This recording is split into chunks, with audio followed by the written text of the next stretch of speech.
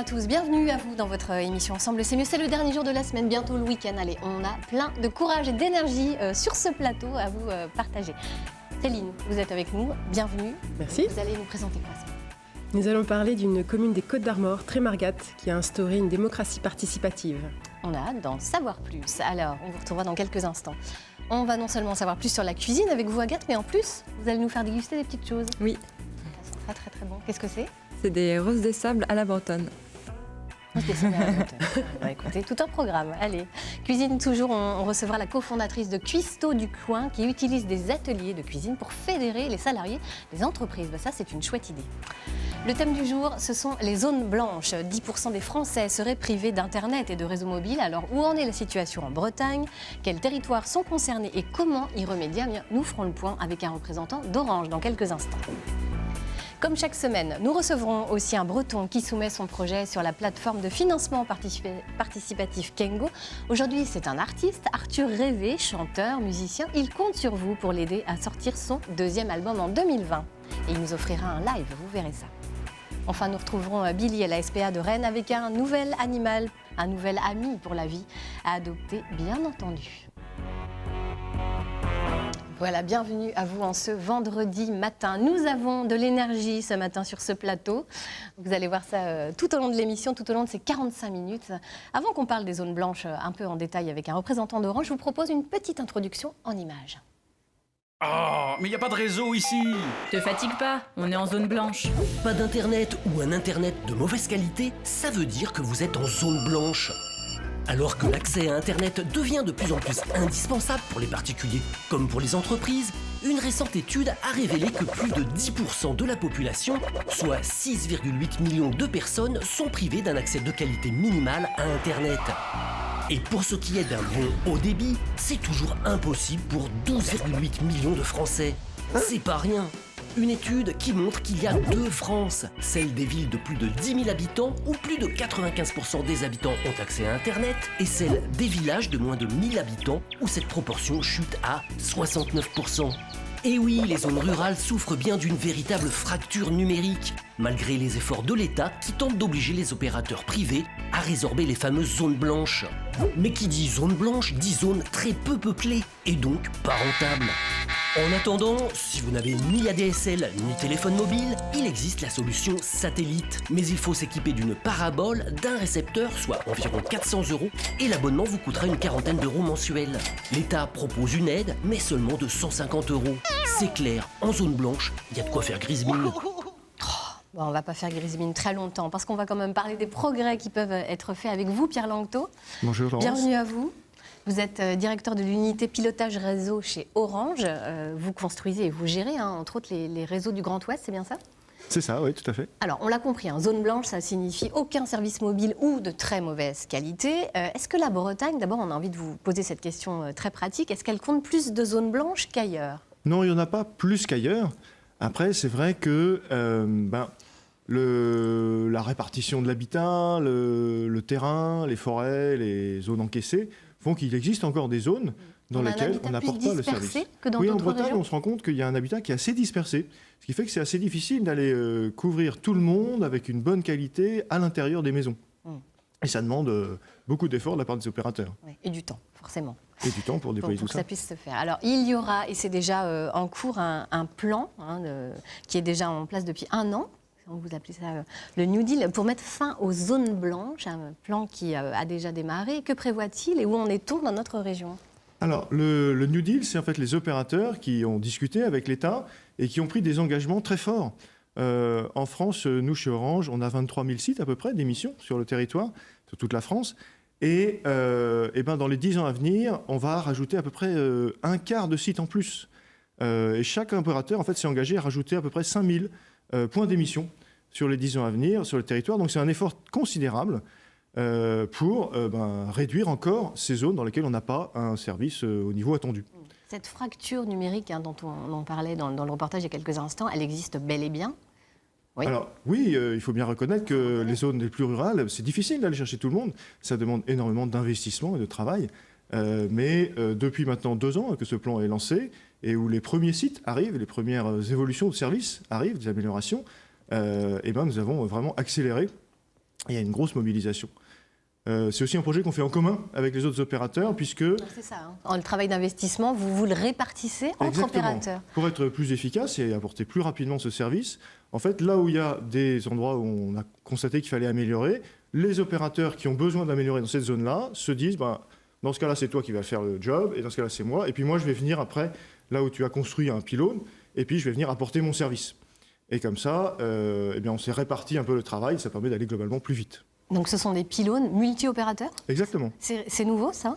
C'est assez Pas récent? tout à fait, en fait. Dans les premiers programmes de zone blanche, où il y avait vraiment des bourgs qui n'étaient pas couverts, on avait commencé à faire ça, où l'un des opérateurs construisait, et puis tous les opérateurs venaient apporter le service. Et là, dans ce programme de New Deal, on le fait à une plus grande échelle encore, pour aller réduire les dernières poches, en quelque sorte, d'attente client ou d'insatisfaction. Alors vous le disiez, hein, d'ici 10 ans, donc tout le territoire sera vraiment bien couvert. Quand on est en zone blanche, on peut espérer que d'ici combien de temps on ait une meilleure couverture quand même? Parce que ici, il faut attendre 10 ans, c'est un petit peu long. 10 ans, c'est un peu long. Après, vous dites que vous le faites tout programme, pour accélérer les choses. Alors ça veut dire que vous-même chez Orange, en parallèle, vous développez aussi des constructions de sites mobiles? Nous, on écoute nos clients et on voit bien que, on peut dire qu'autrefois, il y a 10-15 ans, on voulait du mobile à l'extérieur et que c'était jugé suffisant.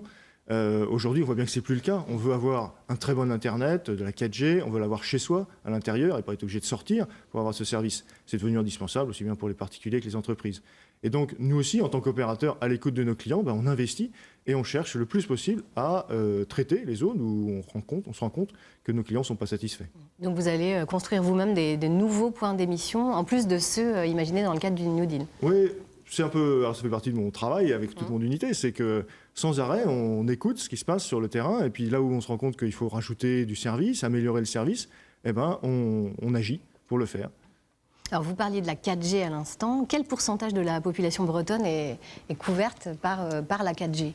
Alors si on parle de la 4G à l'extérieur, en outdoor, c'est le premier niveau de service en quelque sorte, on est maintenant à 99,8% de la population. C'est déjà un bon chiffre. Alors, ça en laisse 0,2% qui ne sont pas couverts. Et pour cela, évidemment, c'est insupportable. Et puis, ce qu'on regarde aussi, c'est le territoire. Est-ce que je couvre le territoire? Parce qu'il y a les habitations, mais les axes, quand il y a un axe où il y a plus de 5000 véhicules par jour qui passent, c'est important de pouvoir aussi regarder Internet quand je suis en passager et que j'ai besoin de faire des choses avec mon téléphone. Donc là, on est à 98,4%. On voit que c'est légèrement en retrait et qu'il reste encore du travail pour avoir une couverture complète de tous les lieux d'usage, aussi bien chez soi qu'en déplacement, en vacances, etc. Donc il y a eu une véritable prise de conscience de la part des opérateurs et du gouvernement de cette nécessité de mettre fin à ces zones blanches. Donc vous êtes très optimiste, hein, vous vous dites d'ici 2 ans déjà, il y a quand même quasiment... On est très très actifs. Aujourd'hui, il y a déjà pas mal de projets qui sont lancés. Les premiers qui arrivent, ça prend du temps d'arriver à amener un nouveau service. Mais oui, il y a une accélération très importante qui est aujourd'hui. C'est très excitant pour nous qui travaillons directement là-dedans. Alors, on va demander à cette table, justement, est-ce que les uns et les autres, vous avez déjà été confrontés à des zones blanches, à des endroits où vous ne captiez absolument pas? Je ne sais pas si c'est une zone blanche, mais effectivement, quand je vais dans le centre-Bretagne, aux alentours de Pontivy, il y a des fois, je ne capte pas. Mais sinon, de façon générale, ça va. Je ne suis pas trop embêtée par ça. Les uns et les autres? Non, ça va, pas trop. Ouais, pas trop embêté. Bon.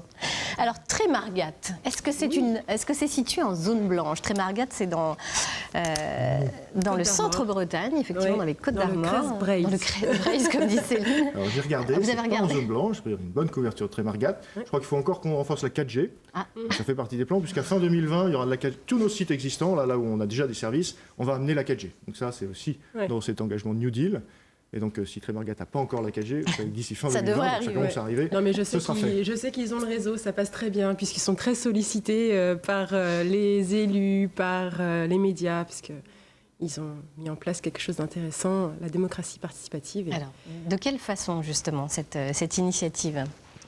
De quelle façon ont-ils mis en place cette initiative de démocratie participative? Alors, en fait, ça se passe que là, il y a les nouvelles élections qui vont arriver en 2020. Donc, ils vont réutiliser le processus qu'ils ont mis en place déjà depuis 1995. Donc, en fait, le principe, c'est de pouvoir organiser des réunions publiques avant les élections municipales, pendant lesquelles ils vont d'abord faire un bilan du précédent mandat et voir les priorités du prochain. Ce sont donc bien les habitants eux-mêmes, en collectif et dans une recherche de consensus, qui vont définir le programme du prochain mandat. Et ça fait toute la différence avec le processus habituel. Une fois que le programme est défini, les volontaires se manifestent pour constituer la liste qui permettra de voter pour les 11 élus, les 11 conseillers municipaux qui choisiront le maire parmi eux. Et donc, il y a des petites spécificités, c'est que les listes participatives, les listes électorales, elles sont... il n'y a pas de tête de liste, c'est par ordre alphabétique. D'accord. Et il n'y a qu'un mandat pour le maire, un seul mandat. Et ça, c'est aussi pas toujours mis en place dans les mairies. Alors, comment ça s'organise du coup, voilà. Oui, et ben en fait, voilà, ça c'est les élections municipales pour choisir les conseillers municipaux, le maire. Et après ça, donc, il y a des habitants qui ne veulent pas faire partie du conseil municipal, mais qui ont envie de faire partie des projets qui ont été définis dans le programme. Ils ont donc créé 4 comités consultatifs. Un pour la gestion des espaces verts, ruraux et agricoles, la politique de maintien et d'accueil des habitants. Ils ont aussi un projet site internet qui est déjà bien avancé, qui permet de faire des échanges, de publier des annonces pour vendre des choses, créer des événements, faire des annonces de covoiturage. Et puis les chantiers participatifs sur lesquels je vais m'attarder un petit peu plus, parce que c'est un concept que je trouve vraiment très intéressant et qui est un petit peu le cœur aussi de cette démocratie participative. Puisque, par exemple, c'est eux qui vont faire l'entretien des parterres. Il y a un demi-poste, voilà, j'adore cette affiche, le super bénévole. Voilà, c'est un appel à participer à ces chantiers. Ouais. Et le casse-croûte est offert, bien sûr. Non, c'est vraiment, vraiment chouette. Pour vous donner quelques exemples d'actions, ils vont construire une cabane, ils vont construire un banc pour la place principale, ils vont faire l'élagage des arbres. Ah oui. Et d'ailleurs, dans cet état d'esprit écologique aussi, ils vont récupérer les petits copeaux de bois pour les mettre dans les parterres qu'ils entretiennent aussi eux-mêmes. Et aussi, ils font l'aménagement de la place de la mairie. Ils en ont eu pour 12 000 € au lieu de 120 000. Ah oui, non, mais c'est ça, grosse économie. Un impact financier. Ouais. Parce qu'il y avait un cabinet spécialisé qui avait fait un projet à base de béton. Et ils ont décidé d'en faire un théâtre de verdure à la place de ça. Et donc, les agriculteurs sont venus avec leurs tracteurs, les artisans avec leurs outils, tout le monde avec sa bonne volonté. Et ils se sont retroussés les manches. Et ça permet effectivement de faire des économies. C'est non négligeable. Et tout ça, bien sûr, pour faire marcher les tronçonneuses, etc. L'électricité utilisée, c'est une énergie verte avec la coopérative Enercop. D'accord. Alors, on imagine que le réseau associatif, du coup, dans une ville comme celle-ci, il doit être extrêmement développé. C'est très développé. Pour 200 habitants, il y a 15 associations. Ce qui est vraiment... Donc, par exemple, tout le monde est dans une association. Tout le monde est dans une association. De toute façon, tout le monde est un petit peu acteur de la vie communale. Au niveau des associations, il y en a une pour une base nautique, une autre pour une ferme d'accueil de classes pédagogiques. Ils ont créé aussi un café gîte associatif où on se retrouve. Il y a des concerts, des jeudis soirées tarot. On boit un verre, on mange local. Et d'ailleurs, il y a aussi une épicerie bio et locale qui permet de valoriser les producteurs du coin. Et ce sont des bénévoles qui gèrent tout ça. Donc, c'est vraiment une transition politique, mais pas seulement. C'est écologique, économique. C'est pas facile tous les jours. Il y a forcément des débats, des sujets qui n'avancent pas. Mais les valeurs d'entraide et de partage régissent vraiment cet endroit, et ce depuis les années 70. Ah, depuis les années 70, oui. Alors qu'il y a eu un exode rural. Qu'est-ce qui a changé là-dedans ? Justement, cet exode rural, les habitants sont partis, les commerces se sont vidés. Les terres étaient réputées difficilement exploitables, elles le sont toujours. Mais il y a des agriculteurs, des jeunes agriculteurs qui ont vu 2 avantages à ce contexte. C'est que les parcelles sont disponibles et pas chères. Oui. Finalement, c'est une aubaine. Pourquoi voir le verre à moitié vide quand on peut le voir à moitié plein ? Voilà, donc il y a la terre, on va dire, ils ne peuvent pas faire de miracle, elle restera caillouteuse et en pente. Mais encore une autre question, pourquoi adapter la terre à l'activité alors qu'on peut adapter l'activité à la terre. Et donc Yvette Clément, qui est la maire actuellement en mandat, fait partie de ces jeunes agriculteurs qui se sont installés dans les années 70. Ils ne se connaissaient pas entre eux, mais du coup ils se sont serrés les coudes parce qu'il y avait tout à mettre en place. Et ils avaient les mêmes valeurs d'agriculture responsable et raisonnée. Donc ils ont construit ce qu'ils appellent leur terreau de solidarité, et c'est eux qui sont un peu à l'origine du renouveau de Trémargat. C'est fabuleux ça, franchement. Arthur, vous connaissiez toutes les initiatives menées à Trémargat ? Non, pas du tout, je trouve ça super intéressant, parce qu'en plus, moi je suis d'une génération où on s'intéresse un peu à toutes ces nouvelles façons de voir la vie ensemble. Ouais. Et non, c'est terrible. super. Ouais, non, Bientôt à concert à Non, Trémargat, c'est je intéressant. pense. Ouais, peut-être. Ah bah, ils seraient preneurs. Il y a dans le café Gîte, ils n'attendent que ça, des Et concerts. bah, avec plaisir. Vous êtes déjà rendu à Trémargat? Ah, Jamais encore. Bah, voilà. Bah, écoutez, Dans l'unité, il y a des équipes, chez Orange, on a des gens un peu partout, donc moi, je vais régulièrement les rencontrer, mais je ne suis pas passé à Trémargat. eh ben, je pense que ça vaut le détour. Ouais, c'est intéressant. Hein ouais. C'est aussi un lieu touristique, il y a beaucoup de choses à visiter aux alentours, qui est vraiment très sympa. Avant de retrouver la cuisine avec Agathe, je vous propose qu'on retrouve notre expert en environnement, justement, puisqu'on parlait d'écologie, Jonathan, qui aujourd'hui s'est intéressé à la façon de réduire notre impact sur la planète quand on utilise Internet. Ça va vous intéresser, Pierre. Bonjour, je m'appelle Adrien. Alors bonjour, moi je m'appelle Magali, je travaille toute la journée sur l'ordinateur, via Internet, avec des échanges de mails. Je voudrais savoir comment réduire mon empreinte environnementale tout en continuant de l'utiliser.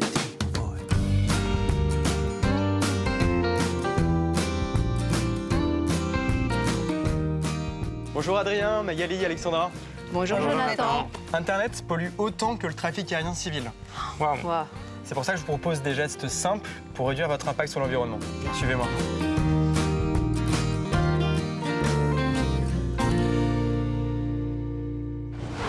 Pour réduire sa pollution numérique, la première chose que vous pouvez faire, c'est vous occuper de votre box Internet. La box, quand vous la laissez allumer chez vous, je pense que vous la laissez allumer assez longtemps.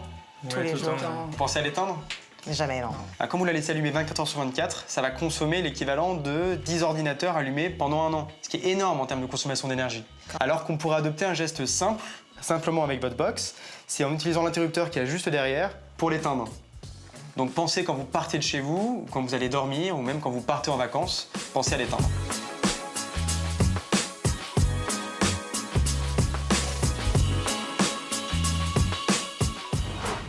La pollution numérique, c'est aussi notre façon d'utiliser et de surfer sur Internet. Et là aussi, on peut avoir une vraie action. Savoir qu'une recherche va être équivalent en termes d'énergie à une ampoule allumée pendant 1 heure.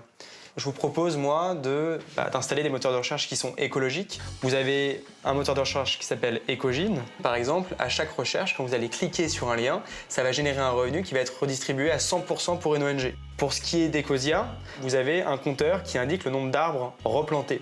Et ça, c'est grâce à vos recherches. Le troisième moteur de recherche écologique, ça va être Lilo. Et là, vous allez pouvoir choisir vous-même les initiatives qui vous plaisent et pouvoir reverser ces fonds-là à des entreprises sociales et solidaires.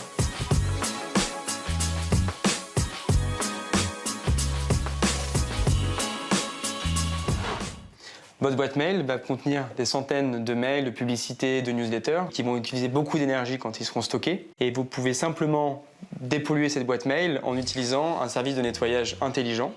Et ça va scanner et reconnaître les mails que vous n'ouvrez jamais et que vous pourrez supprimer ensuite directement. Donc il reconnaît quels sont les messages personnels et ceux qui sont purement de la promotion qu'on veut supprimer, quoi. C'est ça. Il n'y aura pas de risque de suppression de messages importants. Ça va juste vous faire gagner du temps et ce sera un geste totalement écologique.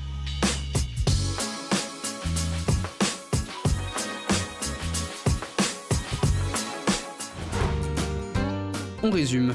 Pour réduire votre impact sur la planète lié à votre consommation d'Internet, éteignez votre box Internet lorsque vous ne l'utilisez pas. Utilisez des moteurs de recherche écologiques pour vos navigations Internet. Cela vous permettra de contribuer à une action environnementale et solidaire.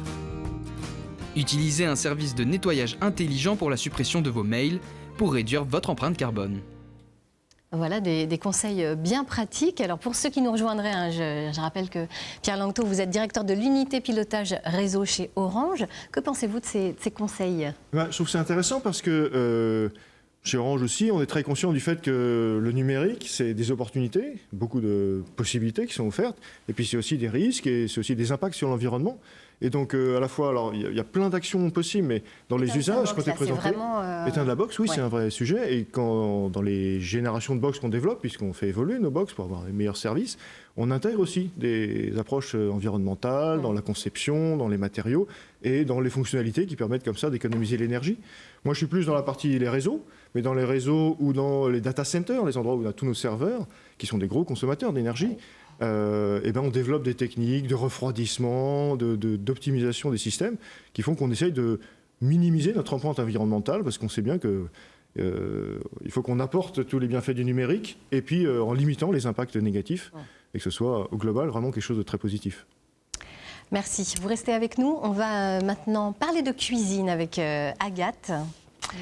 Agathe, vous allez nous présenter des menus, des idées de menus pour toute la semaine prochaine. Alors, écoutez, on est ravis. Vous nous mettez l'eau à la bouche avec ça. Ça va être difficile d'attendre la fin de votre chronique pour déguster tout ça. C'est le dessert du vendredi. Bon, alors on commence par le lundi matin. On va faire les choses dans l'ordre.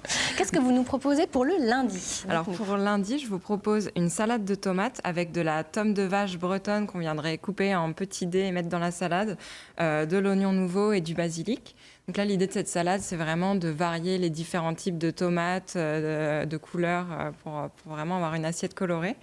Et j'ai une petite astuce à propos des tomates, je ne sais pas si vous le savez, il ne faut jamais les conserver au frigo. En fait, le fait de les mettre au frigo, ça va couper le gène qui est responsable de la bonne odeur et du bon goût qu'on a quand on cueille une tomate fraîche. Donc le conseil serait évidemment de les conserver à température ambiante. Alors, le dessert. Pour le dessert, des verrines de fruits frais avec du mascarpone sucré. Là, c'est une recette très simple que vous pouvez garder en tête. Le mascarpone, vous le mélangez avec un peu de sucre glace, vous le mettez au fond d'une verrine et vous pouvez garder cette recette toute l'année puisque vous ajoutez des fruits frais. Moi, j'ai mis des figues et des mûres cette saison. Wow. Bah alors, mardi, des pâtes aux aubergines avec du chorizo, du basilic et un peu d'huile pimentée. L'aubergine, c'est la saison et je trouve que c'est un légume qui se marie très bien avec les saveurs assez piquantes. Donc là, avec le chorizo, ça va très bien. Vous pouvez aussi mettre en viande des restes de barbecue, un peu de la viande grillée, ça se mariera très bien aussi. Et pour je salive déjà. Elle salive. Et pour le dessert, une tranche de brioche avec quelques rondelles de banane et du chocolat noir fondu sur le dessus. Et la petite astuce anti-gaspi, au lieu de mettre de la brioche, si vous avez du pain rassis, vous pouvez faire une recette de pain perdu et mettre les bananes et le chocolat. Très bien. Pierre, je sens que le pain rassis, le pain perdu, c'est votre truc, ça vous adorez. C'est un grand classique chez nous. Évidemment, pain perdu. Très bien. Les pâtes aux aubergines aussi d'ailleurs. Ah, bah écoutez, vous allez pouvoir travailler. J'ai jamais testé moi ça. Moi non plus, jamais, mais c'est à tester justement. Allez, mercredi. Mercredi, une pizza végétarienne, là encore avec des légumes de saison, vous pouvez varier les recettes. Moi j'ai mis des champignons, des courgettes et une sauce tomate fraîche. Pour le dessert, des fraises avec du basilic et du fromage de chèvre frais. Donc là, il ne faut pas hésiter à varier, à mettre des saveurs assez dites salées avec les fraises. Ça ira très bien comme le fromage de chèvre frais. On sait que ça va très bien aussi avec le vinaigre balsamique, le poivre. Les fraises, c'est à marier. Passons au jeudi. Pour le jeudi, une salade de lentilles avec du saumon, des tomates et des herbes. Donc là, l'avantage de cette recette, c'est que les lentilles et le saumon vont cuire ensemble. En fait, les lentilles, ça cuit à peu près 25 minutes. Les 20 premières minutes, vous mettez les lentilles toutes seules et les 5 dernières minutes, vous ajoutez le pavé de saumon. Et vous égouttez le tout et vous émiettez votre saumon. Vous attendez que ça refroidisse, vous ajoutez les tomates et les herbes. Ça, c'est une super astuce. En plus, économie d'énergie, parfait. Et pour le dessert, un yaourt avec un peu de muesli maison. Donc le muesli, je ne sais pas si vous connaissez, si vous en avez déjà fait, c'est l'alternative sans sucre au granola. Donc moi, dans ma recette, j'ai mis des flocons d'avoine, des flocons de riz, des graines de sarrasin et des noisettes. Et la bonne chose à faire à cette saison, c'est faire des chips de pommes qu'on viendrait déshydrater au four. Et ça apporte justement un petit peu de sucre non raffiné à ce muesli qui ira très bien avec un yaourt. Super, allez, on arrive au vendredi déjà. Oui. Et pour le dernier jour de la semaine. Spécialité bretonne. Et du beurre, forcément. Pour le plat, d'abord, des nuggets aux graines. Donc en fait, là, au lieu de mettre le poulet dans la chapelure, on viendrait le mettre dans un mélange de graines. Donc moi, j'ai mis des graines de pavot, du quinoa et des graines de sésame jaune et noir. Vous pouvez le faire, c'est vraiment assez ludique et au niveau du goût, c'est très sympa. Je vous conseille. Le dessert. Des roses de sable à la bretonne. Donc c'est une recette très simple, la rose des sables, où en fait il faut juste mélanger des cornflakes avec du chocolat. Et pour ajouter une petite touche bretonne, j'ai mis des graines de sarrasin torréfié. Et donc j'en ai fait. Parce que là vous en parlez, mais on veut voir et on veut goûter. J'étais curieuse de savoir justement pourquoi c'était façon bretonne, parce que je pensais que c'était du coup beurre salé vraiment avec des grains de sel, ou non, là c'est du sarrasin, vraiment c'est quelque chose d'autre. Le sarrasin torréfié, ça va apporter une petite touche un peu de noisette. Vous me direz si vous trouvez ça bon. On dira des nouvelles. Ça croustille. C'est très très bon. J'espère que ça va pas trop fondre sur On est bien, les là, doigts. on est pas mal. Ah oui, moi j'ai le même problème. Alors, Ça part en charpie, mais... ouais, mais ça c'est normal. Merci, Non, c'est Agathe. délicieux. C'est très De rien. léger. C'est une recette rapide à faire? Oui, en fait, vraiment en 5 minutes, vous faites fondre le chocolat au bain-marie, vous ajoutez les cornflakes et les graines de sarrasin, et vous n'avez plus qu'à faire des petits tas à mettre sur une plaque de cuisson. Vous mettez ça au frigo, et voilà. C'est Et délicieux. servir à vous inviter des gens pour le café, vous servez ça. Franchement, parfait. Oui. à retenir. À retenir. Anaëlle, vous connaissiez cette recette, vous qui êtes une amoureuse de cuisine? Oui, alors la revisite, non, mais c'est vrai que les graines de sarrasin, que ce soit comme ça ou un petit peu torréfiées, c'est un ingrédient que j'affectionne tout particulièrement. Et c'est vraiment sympa de voir qu'on peut apporter une petite touche d'originalité dans des recettes simples et se faire encore plus plaisir à la dégustation. Bon, on va vous retrouver dans quelques instants pour nous présenter Cuisto du coin. Pour l'instant, je vous propose qu'on reste dans le domaine de la cuisine, le temps qu'on finisse notre dessert. On va faire une petite pause à la nouvelle gare de Rennes. Une nouvelle enseigne vient d'ouvrir ses portes. C'est un restaurant gastronomique dont la carte est signée d'un grand chef. Alors, je vous invite à passer à table tout de suite avec Céline Serrano et Christophe Rousseau. On y va avec 3 plats du jour, s'il vous plaît, à la 14. Dès que c'est prêt, on y va avec un pâté. Là, on va y aller avec le terre-mer, le kouign-amann à la 32. Voyage en train et joie des papilles, deux moments de vie qu'on n'associe pas instinctivement. Et pourtant, s'il est bien sûr toujours possible d'avaler un sandwich sous les panneaux d'affichage, on peut aussi désormais, en gare de Rennes, se régaler d'un risotto de sarrasin ou d'un kouign-amann salé en soupe de lait tomaté, sans se ruiner. On peut mettre au chaud les légumes plat du jour. Pour un plat du jour. La première clientèle visée, c'est les voyageurs. Mais aussi, justement, on veut que ce soit un restaurant dans Rennes. Ce ne soit pas juste le buffet de gare. Mais oui, la priorité reste aux voyageurs. C'est pour ça qu'on a quand même une proposition de plat du jour accessible à 12 €, une formule express, justement, où on peut manger en 25 minutes si on veut, si on a un train, si on est pressé. Né à Rennes, Benjamin Lecoat occupe ici son premier poste de chef, avec une carte composée avec celui qui l'a formé, le chef 3 étoiles Christian Lesquer. Je l'ai régulièrement au téléphone par rapport aux essais, par rapport à ce qui se passe ici, et comment avancer, comment modifier les choses s'il faut. On est en contact permanent ensemble. Ici à Rennes, comme à Metz ou dans les grandes gares parisiennes, redonner toute sa noblesse au buffet de la gare en offrant une cuisine étoilée sans être élitiste est un souhait de la SNCF, avec l'ambition de faire de la gare un lieu de vie où il est bon de s'arrêter plutôt qu'un simple lieu de passage. Bon, nous, on a eu l'eau à la bouche pendant tout le reportage, mais en plus, on était en train de finir de déguster le dessert d'Agathe. C'était franchement un bonheur. Je vous conseille. Testez ça ce week-end. Allez, bonjour Anaëlle. Vous êtes la cofondatrice d'une structure qui s'appelle donc Cuisto du coin, avec Romain, votre cofondateur. Donc, vous êtes deux Brestois amoureux de cuisine. Qu'est-ce qui vous a donné envie de partager ce goût? C'est quoi? C'est les voyages? Oui, c'est ça. En fait, c'est une longue histoire de globetrotter. On est tous deux passionnés de cuisine. Et moi également d'agriculture, et on a souhaité ouvrir un petit peu nos horizons il y a quelques années de cela, et on est parti simplement avec nos sacs à dos à la rencontre d'habitants, d'agriculteurs et de cuisiniers dans différents pays d'Asie, d'Océanie et d'Amérique du Sud. Et le temps d'une année, en fait, en étant au quotidien chez des personnes passionnées, on a pu découvrir de nouvelles pratiques, de nouveaux ingrédients. Notre curiosité était piquée chaque jour. Et la passion de la cuisine s'est vraiment révélée.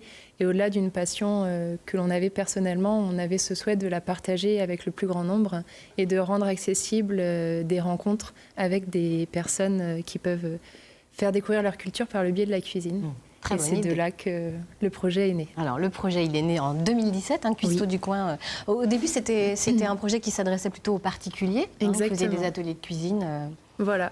Au début, l'idée, c'était de pousser la porte d'un voisin, d'être dans sa cuisine pour découvrir ses recettes authentiques, ses recettes de famille. Et pas besoin de voyager très loin. On peut trouver de belles destinations dans sa rue.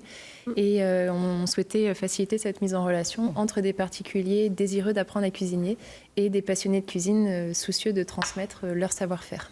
Et puis alors, vos clients, vous les appelez nos gourmets. Les gourmets. Et les Oui. gourmets, ils vous ont donné une petite idée finalement. C'est ça, les gourmets nous ont un petit peu mis la puce à l'oreille pour poursuivre cette aventure et entreprendre davantage.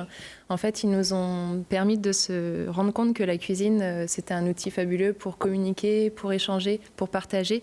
Et ils se voyaient bien retranscrire ces moments-là de convivialité avec leurs collègues, avec leurs collaborateurs. Ils disaient, bah, tiens, j'aimerais bien faire goûter ça à mon collègue, à ma collègue, lui montrer comment on fait. Voilà, Et assez naturellement dans les ateliers, ils transposaient ce moment-là dans le milieu du travail avec les personnes avec lesquelles ils partagent leur quotidien.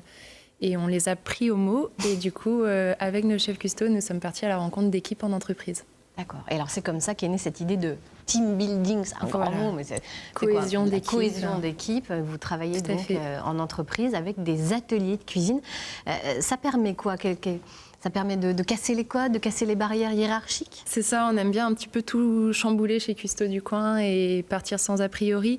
L'idée, en fait, c'est que tout le monde va enfiler le tablier et rien que ce geste qui paraît un petit peu banal va permettre de rompre la hiérarchie, de faciliter la communication, les échanges.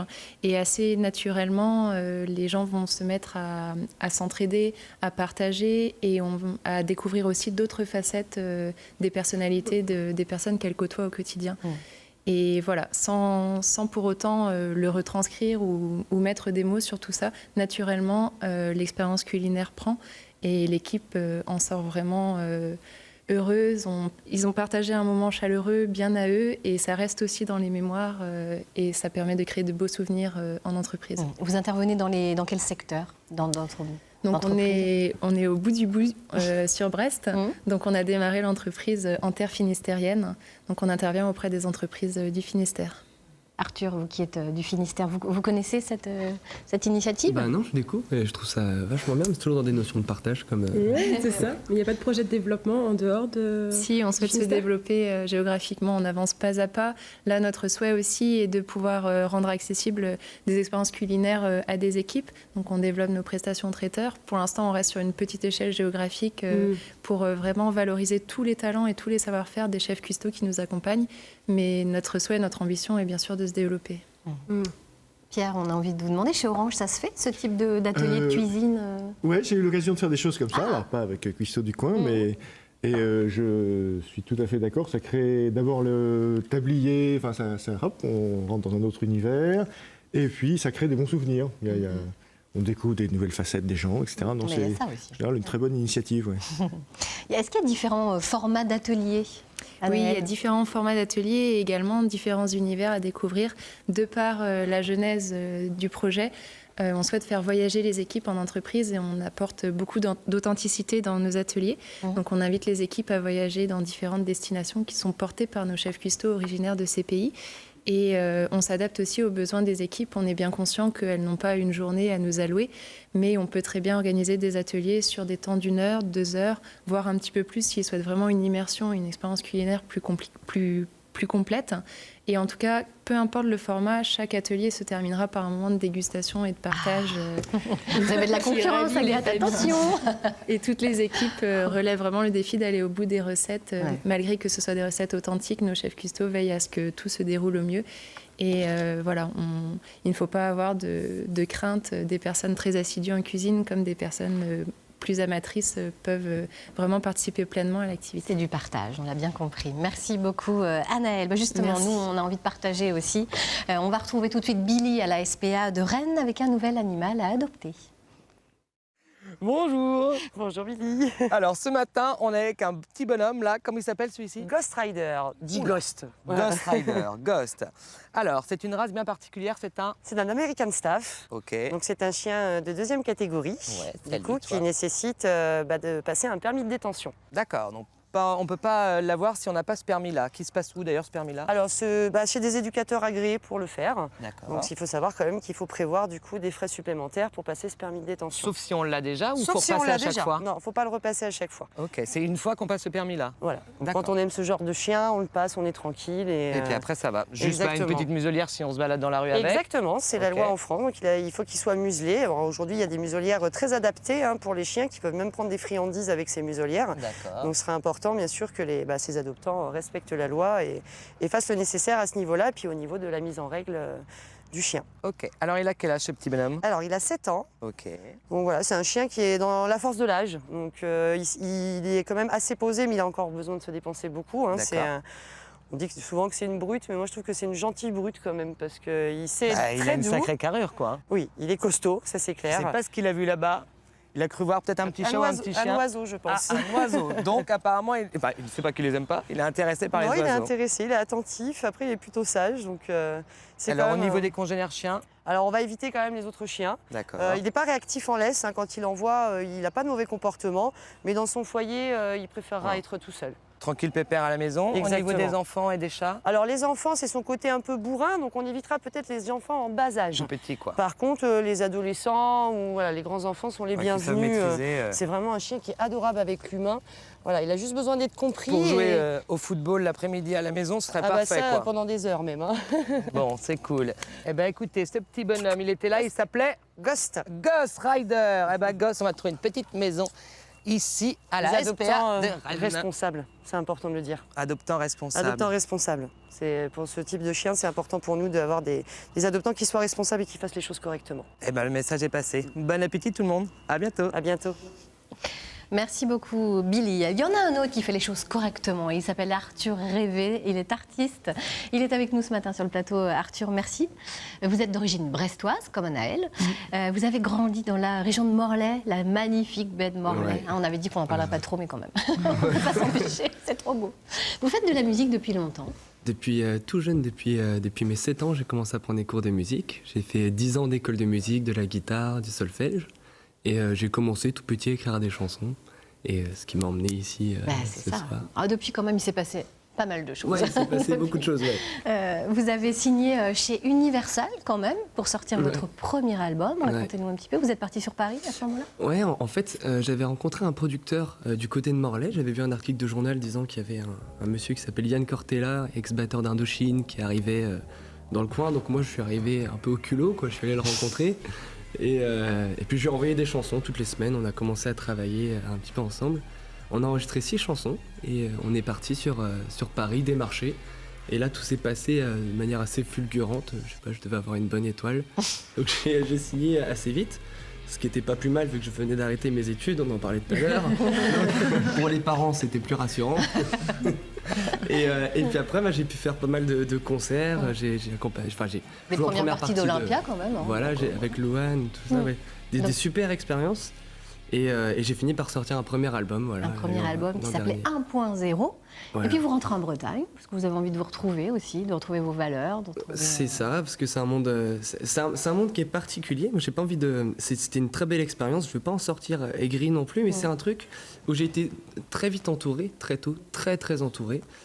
Par des gens bienveillants, mais qui n'avaient pas tous le même avis. Moi, j'étais très influençable, très jeune. Donc, quand on t'emmène à droite, à gauche, en fait, tu sais plus trop pourquoi tu fais ça. Surtout que tu rentres dans des problématiques. Il faut qu'un titre rentre en radio, ça prend du temps. Moi, il y avait des chansons que j'avais écrites il y a longtemps aussi, avant que l'album sorte. Il y a presque 5 ans entre les premières chansons et la sortie de l'album. Donc c'est pour ça que j'ai appelé l'album 1.0, parce qu'à la fin j'étais déjà en train de préparer le petit EP que je vais sortir bientôt en novembre. Au mois de novembre, voilà. Je savais que cet album j'allais le sortir, en fait c'était moi mais plus tout à fait moi. Et donc voilà, il y a la petite image. Il s'appelle 2.0. Il s'appelle 2.0. C'est logique. C'est avec Orange pour 4G. C'est ça. Exactement, on va s'arranger. Et c'est une manière pour moi de clore cette première histoire et de préparer ensuite un deuxième album et de prendre le temps pour refaire les choses avec l'expérience et ce que j'ai acquis pendant ces années, quoi. Alors ce projet, vous savez très bien ce que vous voulez, hein, et du coup pour le financer, vous avez besoin d'un petit peu d'aide. Ouais. Et c'est pour ça que vous avez lancé un appel sur la plateforme de financement participatif bretonne Kengo. Vous avez besoin de combien? De 5 000 euros? 5 000 euros, ouais, que j'ai demandé sur la plateforme. Ça vient soulager le budget déjà pour la sortie de l'EP qui sort en novembre. Donc c'est un 5 titres, c'est ça? C'est un 5 titres, voilà. Et puis ça viendra soulager aussi les coûts de production de l'album à venir, parce que j'ai envie d'enregistrer ça aussi avec des musiciens. Là, l'EP, je l'ai fait tout seul parce que j'avais besoin de me retrouver dans mon cocon, voilà, de faire le truc, que avec mon avis. Mais la musique tout seul, c'est super, mais ça suffit pas. Moi, j'aime bien jouer avec des gens, m'entourer. Donc voilà, donc après il faut avoir un réalisateur pour essayer de ranger les idées, parce que nous on a toujours plein d'idées quand on est artiste, et c'est bien d'avoir un chef d'orchestre pour diriger un peu tout ça. Et donc ça a un coût. Voilà. Donc c'est une autoproduction. On va écouter un extrait justement de cette EP, de ce premier album qui va sortir, enfin ce premier album, ce 5 titres qui va sortir en novembre. Cet extrait, comme vous dites, vous n'aimez pas travailler tout seul, vous aimez partager, ça s'appelle Vous et moi, c'est normal. Tout est absolument logique. Tout est cohérent. On a envie de vous écouter justement. Allez.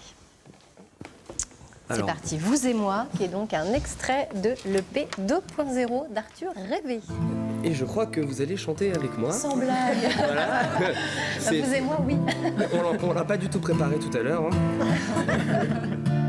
Donc pour sonner, ça fait un petit... La la la la la la la la la la la la la la la. De visage en visage, je donnerai des couleurs au village. Des petites moissons de nuages, de rêveurs en rêverie, je donnerai des petits mots d'optimisme. Je tirerai vos sourires, vous et moi. On ne sera plus jamais les mêmes, vous et moi. On brillera comme 1000 lanternes, vous et moi. Ce sera une belle histoire, vous et moi. On brillera plus loin que les phares. La la la la la la la la la la la la.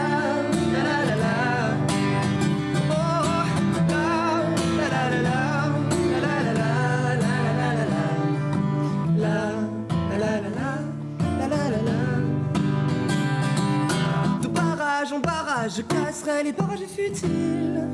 Au profit de choses utiles, je ferai mes bagages. Je casserai les bulles et les adages d'une époque bien trop sage, vous et moi. On ne sera plus jamais les mêmes, vous et moi. On brillera comme 1000 lanternes, vous et moi. Ce sera une belle histoire, vous et moi. On brillera plus loin que les phares. La la la la la la la la la la la la la la.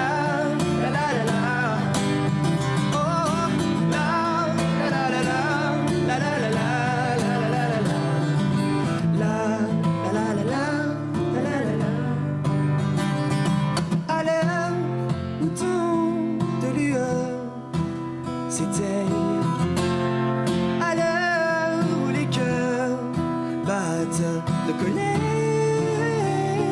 j'aimerais qu'il s'étreigne en secret. Vous et moi, on ne sera plus jamais les mêmes. Vous et moi, on brillera comme 1000 lanternes. Vous et moi, ce sera une belle histoire. Vous et moi, on brillera plus loin que les phares. La la la la la la la la la la la la la.